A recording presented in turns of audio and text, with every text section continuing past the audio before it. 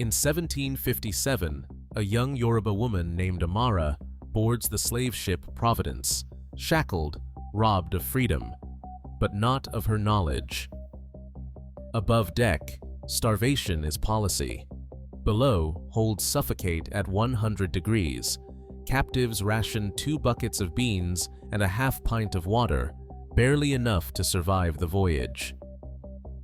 What the crew doesn't know is that centuries-old African food preservation skills, smoking, fermenting, salt curing, are about to become weapons of resistance. How black slaves preserved food on board slave ships isn't just about staying alive, it's about survival as cultural defiance, in the face of a system designed to erase every trace of identity. But how did Amara turn tradition into rebellion when death was a daily threat? In the heart of 18th century Yorubaland, food preservation was a daily ritual and a source of pride.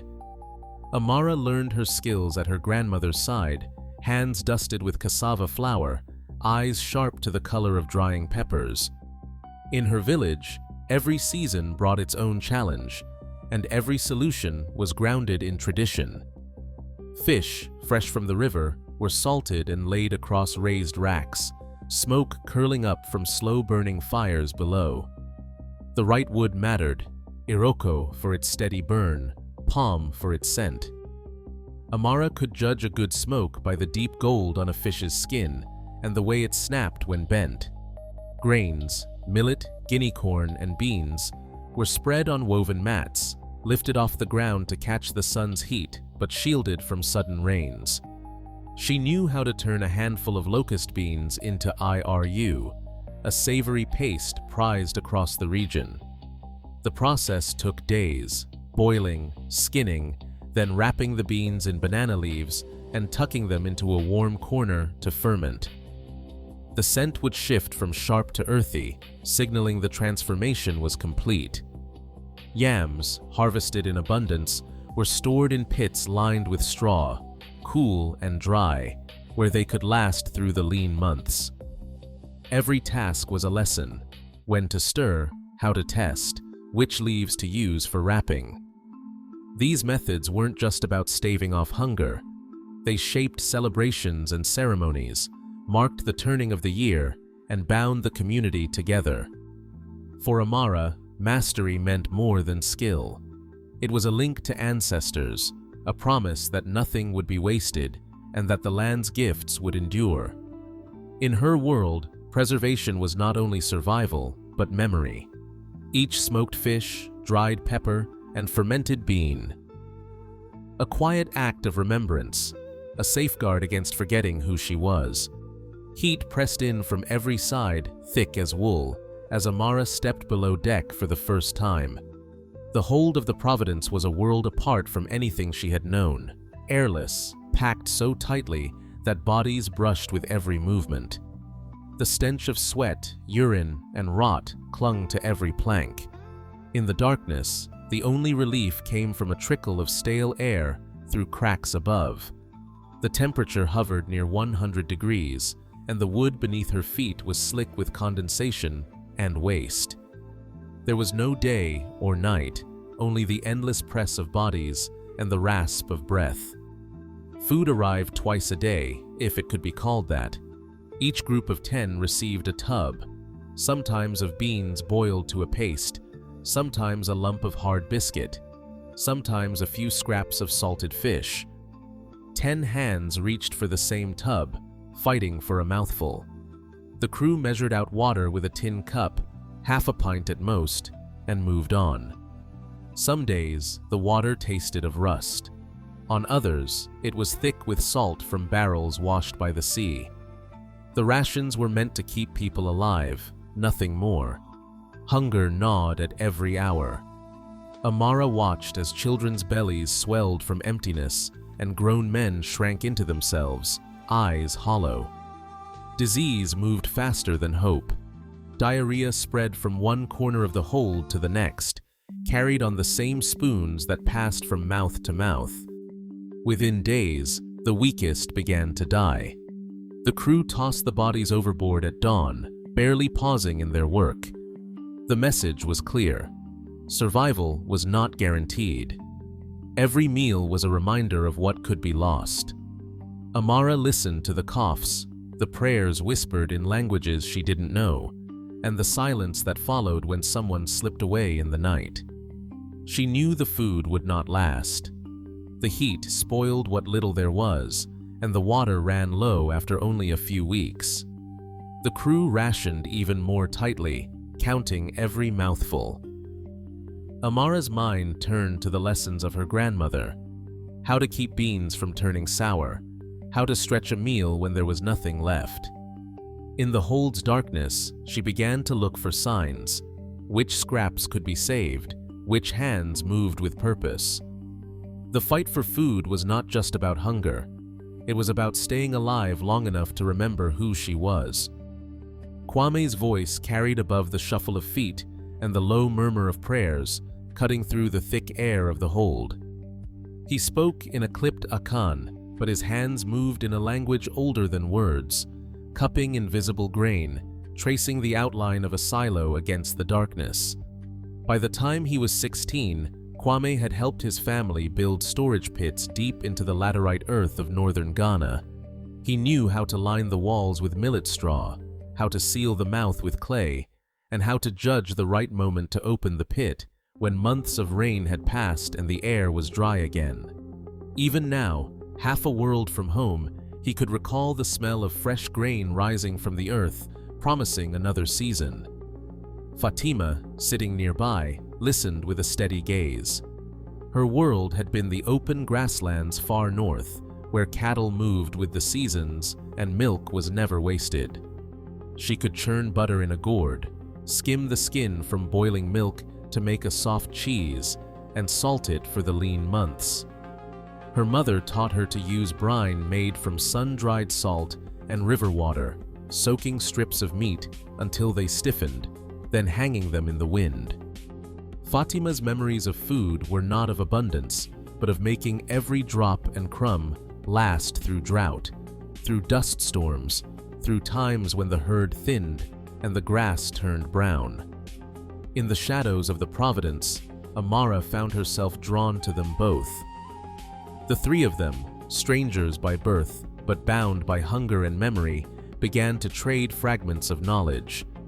Kwame described how the millet silos kept weevils at bay for a whole year, and how ash mixed with grain could keep it from spoiling. Fatima explained how a pinch of salt rubbed into fish or meat could keep it from rotting, even in the heat, and how milk left to sour could become a meal instead of a loss. Amara shared what she knew of fermenting beans, of wrapping food in leaves to keep it cool, of finding the right moment to turn a meal into something that would last. Their circle grew as others listened, curious or desperate. Some had seen grain pits dug in the Sahel, others remembered the taste of dried cheese from Fulani camps, or the smell of smoked fish from the coast. The knowledge was scattered, but together it formed something new, a quiet pact, a promise to pass on what they knew. In the hold, where time stretched and hope flickered, these lessons became a currency more valuable than gold. Each new trick, each remembered detail, was a step away from starvation, a way to keep bodies alive, and with them, the memory of home. Amara felt it in the hush that fell when Kwame spoke, in the nod Fatima gave when a child repeated her words. In the darkness, a network began to take shape, woven from the skills of 1,000 villages, held together by the stubborn will to survive. Kwame's hands, though chained, moved with the memory of earth and straw. In Ghana, he had learned to keep millet fresh through the long dry seasons. Silos built from mud, raised on legs to outwit rodents, each compartment sealed tight against weevils and rain. On the Providence, there was no silo, no straw, but there were scraps of hardtack, the ship's biscuit handed out in lumps as dense as stone. Left untouched, these biscuits drew moisture from the air and grew soft, sometimes moldy, sometimes crawling with beetles. But Kwame recognized something else. The heat in the hold, the dampness, the closeness of bodies, conditions that, back home, would have signaled time to start a new batch of fermented porridge. He broke a piece of hardtack, spat on it, and tucked it into the fold of his cloth, pressing it between his thigh and the plank. Within hours, the biscuit softened and began to sour, the starch breaking down, the flavor turning sharp. By the next day, the dry rations had transformed, no longer a choking lump, but something closer to the kenki or cocoa of his youth, easier to swallow, gentler on an empty stomach. Others watched, curious. Soon, scraps of biscuit disappeared from the floor and reappeared as small, hidden bundles, warmed by skin and breath, passed hand to hand. Fatima, who knew the taste of brine cheese from the Sahel, eyed the barrels of seawater sloshing beneath the deck. The crew guarded the fresh water, but the ocean was everywhere. She dipped a rag into a leaking seam, squeezed out the salt water, and set about making a brine. With tin scraps scavenged from broken pannikins, she left seawater to evaporate near the warmest planks, concentrating it until it stung her tongue. Fish bones, bits of dried meat, even slivers of yam. Each could be dipped in the brine and left to dry on a scrap of cloth, the salt drawing out what little moisture remained, holding off rot for a day or two longer. The solution was rough, sometimes harsh on the mouth, but it kept the worst of the spoilage at bay. Word spread quietly. Amara, Kwame, and Fatima never worked alone for long. Someone always watched, learned, tried their own hand. Knowledge moved faster than hunger, and soon, small victories began to add up. A softened biscuit here, a salted scrap there. Enough to keep a few more bodies upright when the next ration came late, or when the storm hit and the crew locked the hatches for days. In the hold's darkness, these tricks became lifelines, proof that what they carried in their minds could not be stripped away as easily as their freedom. Elders in the hold began to teach with their voices, not just their hands. In the darkness, stories traveled from one end of the ship to the other, carried on the low hum of old men and women who had seen many seasons. They spoke of the first rains in the north, of millet fields that stretched to the horizon, and of the way a single grain, saved and planted, could feed a family after the lean months. Children listened, wide-eyed, as Fatima explained how her mother would test sour milk by scent alone, or how Kwame's grandmother could tell the health of a harvest by the sound of grain pouring into a clay pot. Each detail mattered. A boy from the Gold Coast learned to count the days by the changing taste of fermented porridge. A girl from the Sahel, barely old enough to remember her village, learned to rub salt into fish skins, pressing them flat beneath her palm, just as her aunt had done. These lessons were more than instructions. They were reminders of home, of the land, and the people left behind. The elders wove songs into their teaching, rhythms that matched the rocking of the ship, verses that named the plants and tools of their childhoods. Even in the stifling dark, children practiced the motions, stirring with broken spoons, wrapping scraps in cloth, testing the sourness of a crumb. They learned to watch for the first signs of spoilage, to share what they had, and to trust the judgment of those who remembered the old ways. In these moments, knowledge became a shield. It was not just about keeping hunger away, but about holding on to a sense of self. The old stories, the songs, the careful teaching, they turned survival into something more than endurance. They turned it into memory, into hope, and into a quiet defiance that no storm could wash away.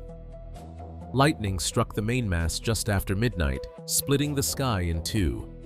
Rain hammered the deck, driving the crew below and sealing the hatches tight. For 3 days, the Providence pitched and rolled, water pouring through every seam. The hold plunged into darkness. Food rotted in the barrels. Water casks slid loose, spilling their contents across the floor. The crew's logbook, streaked with salt and ink, recorded a single word: storm. Then, a grim calculation. Half the captives expected not to survive. In the stifling dark, Amara moved quietly. She pressed her hand to the bundles hidden beneath bodies, checking for warmth, for spoilage, for hope. The circle she'd built, Kwame, Fatima, a dozen others, kept the hidden stores alive. Scraps of softened biscuit, wrapped in cloth and tucked close to skin, stayed just edible. Salted fish, dipped in brine and dried as best they could, outlasted the mold. Water was rationed to the last drop, but a few learned to catch the condensation that dripped from the beams, pooling it in broken shells. Every hour, someone whispered a warning or a lesson. Share only with those who knew. Hide the best for the weakest. Keep count silently. When the hatches finally opened, the air reeked of rot and fear, but more faces looked up than the crew expected. The captain's ledger, written in a shaking hand, told the story. Forecasted deaths, 50%. Actual, less than 15. The difference lay in what the crew never saw. The quiet hands, the knowledge passed mouth to ear, the will to make a meal from nothing. For a moment, survival felt like something earned, not given. The storm passed, but the memory of those days lingered. Each life spared a mark against the odds. Charleston's harbor teemed with ships, their masts crowding the skyline as the Providence docked at last. Amara, wrists raw from iron, stepped onto planks slick with rain and salt. The air tasted of marsh and tobacco. Rows of buyers waited, tallying bodies with quick glances, their ledgers open. Families were split in minutes, children wrenched away, mothers pressed into new lines, men sent upriver. Auctioneers barked names and prices, and the sound of hammers echoed off brick warehouses. Amara watched as baskets of cornmeal, salt pork, and molasses were stacked for the highest bidders, rations measured for cost, not need. On the plantations, food meant control. Enslaved people received weekly allotments, a peck of cornmeal, a few pounds of pork or fish, sometimes beans. Fresh produce was rare, left for the owner's table. The rest, greens, roots, wild herbs, had to be coaxed from garden plots or gathered at night. Amara recognized the patterns. She saw women drying okra and slicing yams thin to catch the sun. Men salting fish in barrels near the river, children learning to mix ash with corn to keep weevils at bay. The knowledge carried from Africa, how to ferment, how to stretch a meal, how to keep food from spoiling, slipped quietly into new hands. Even as families were torn apart, these practices moved with them, passed in whispers between cabins, taught to the young at dusk. In Charleston's markets, vendors sold smoked mullet and peppered greens, dishes shaped by memory and necessity. The skills that had kept people alive at sea became the backbone of survival on land. Amara's world had changed, but the old lessons endured, woven into every meal, every shared story, every act of making do. Okra seeds from West Africa took root in the marshy soil of the Carolinas, sprouting in hidden garden plots behind slave cabins. The word gumbo comes from Keen Gombo, the Bantu name for okra, and the stew that bears its name traces a direct line from African kitchens to southern tables. In the Low Country, Gullah cooks blended rice, field peas, and smoked fish, drawing on centuries-old techniques for stretching a meal and keeping it safe from spoilage. Rice, once cultivated in the paddies of Sierra Leone and the Gold Coast, became the backbone of Charleston's cuisine, not by accident, but because enslaved Africans brought the knowledge of how to flood a field, build a levee, and thresh a grain by hand.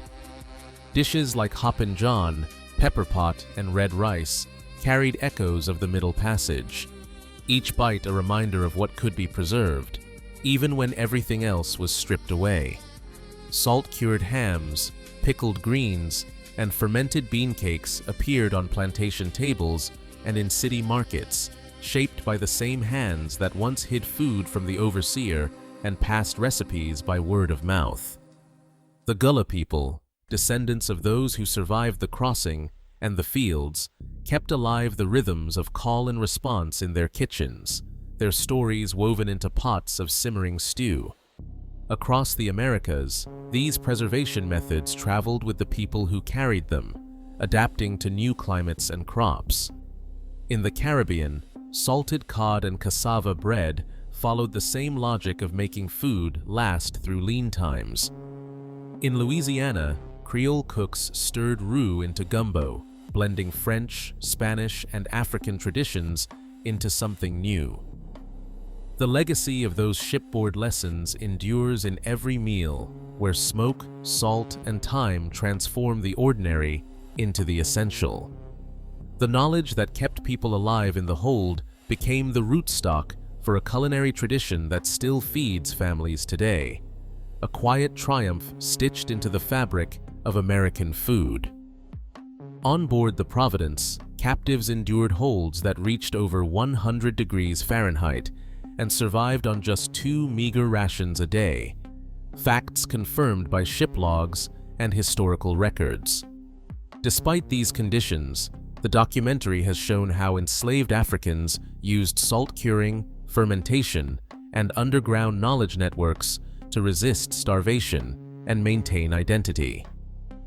Documented mortality rates dropped below 15% on some voyages, defying the captain's forecast of 50% loss, a testament to ingenuity under oppression. Yet, much remains unknown. Many details of these shipboard practices were never recorded, and the full extent of knowledge sharing among captives is still being studied by historians. What is clear is the lasting impact. African preservation techniques shaped Southern and Caribbean cuisines, with ingredients like okra and peanuts now staples across the Americas. The evidence demonstrates that cultural knowledge endured and adapted, turning forced migration into a legacy of resilience. These acts of survival echo through food traditions that persist today.